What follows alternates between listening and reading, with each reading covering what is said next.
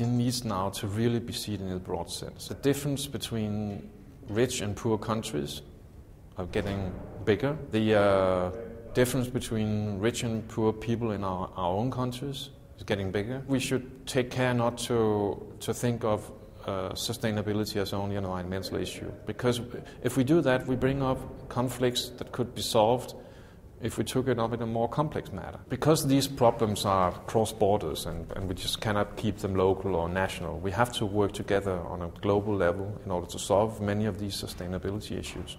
The decision power over these issues move very far away from people, into big conference rooms of prime ministers and so on, very far away, and totally excluded from their daily life.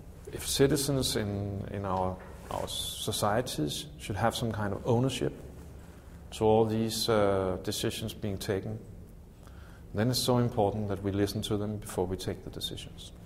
In the future, don't forget the social. It will be so important for the backup. I mean, people who are at risk of losing their job, or people who are at risk of not being able to get food enough, they will not prioritize environmental issues. So we have to solve these problems on all three aspects. I think that's so important.